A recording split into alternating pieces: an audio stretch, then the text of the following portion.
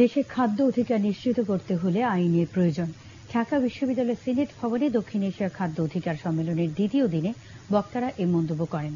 এ সময় শিল্পমন্ত্রী আমির হোসেন আমু বলেন, দক্ষিণ এশিয়ার খাদ্য অধিকার নিশ্চিত করতে দরকার সমন্বিত উদ্যোগ।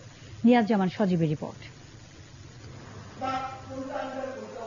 দক্ষিণ এশিয়া খাদ্য অধিকার সম্মেলনে খাদ্যের অধিকার বাংলাদেশ পরিস্থিতি শীর্ষক অধিবেশনে বারবার ঘুরে ফিরে এসেছে দেশের খাদ্য পরিস্থিতির বিষয়টি। সরকার বলছে দেশ এখন খাদ্যে স্বয়ংসম্পূর্ণ, তবে বিশ্লেষকরা বলছেন অতি দরিদ্রদের জন্য এখনো খাদ্য অধিকার নিশ্চিত করা যায়নি। কৃষি ও শিল্প খাতে প্রকৃত মজুরি বাড়লেও তা ধরে রাখাই বড় চ্যালেঞ্জ। আমরা যদি সত্যি মধ্যবায়ু দেশে সত্যি ইস্ট এশিয়ান মডেল ফলো করতে চাই, তাহলে আমাদেরকে হার্ড স্টেট হতে হবে। হার্ড স্টেটের একটা ধর্ম হচ্ছে যা যা আইন আছে সেই আইনটি কেউ পালন না করলে, ব্রেক করলে তার শাস্তি হয়। আর আমাদের এখানে আইন আছে দরিদ্রের জন্য, আইন নাই ধনীর।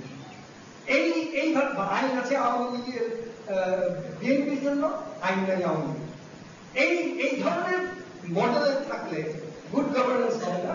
আমাদের দেশের সংবিধানে যেটা আছে আর্টিকেল 15, সেখানে খাদ্যকে মৌলিক চাহিদা হিসেবে স্বীকৃতি দেওয়া হয়েছে। এখন পর্যন্ত অধিকার হিসেবে স্বীকৃতি দেওয়া হয়। আর চাহিদা যেটা আমরা বলছি যে বেসিক নিড, সেখানে সরকারের এক ধরনের মোরাল কমিটমেন্ট আছে, কিন্তু লিগাল ওই ধরনের কোনো অব্লিগেশন নেই। এ সময় শিল্পমন্ত্রী বলেন, সরকারের বিভিন্ন পদক্ষেপের কারণে 2018 সালে দেশে মাত্র শতকরা 14% মানুষ দরিদ্র থাকবে। সার্ক অঞ্চলের ক্ষুধা ও দারিদ্র্য দূরীকরণের সমন্বিত কৌশল গ্রহণের সুযোগ রয়েছে। আমি নিশ্চিত ঐক্যবদ্ধ প্রচেষ্টার স্বল্প সময়ের ব্যবধানে আমরা ক্ষুধা ও দারিদ্র্য মুক্ত দক্ষিণ এশিয়া গড়ে তোলার অভিষ্ট লক্ষ্যে পৌঁছে যেতে পারব।